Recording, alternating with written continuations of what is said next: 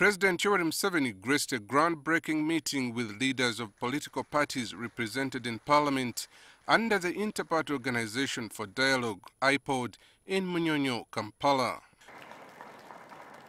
The president addressed the meeting after holding private talks with the leaders of political parties present, Democratic Party, JEMA, and the Uganda People's Congress.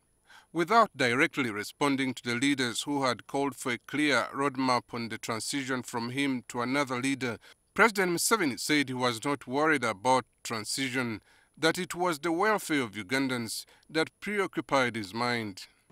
Talking about transition, how he'd like to sit in the audience and see Museveni handing power, that is the most important thing for him.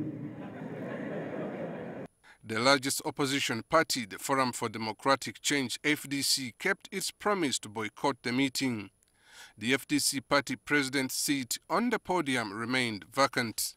2 weeks ago, FDC said it will not dialogue with NRM chairman. President Museveni, whose government they said was presiding over their harassment and blocking their activities. However, leaders of the Democratic Party, JEMA, and Uganda People's Congress attended the meeting.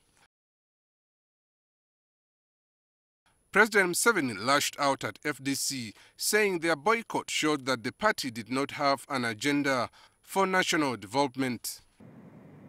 When you don't dialogue, you miss opportunity to be understood clearly.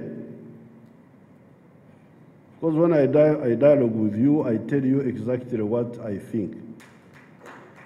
So the first word you should think about is prosperity.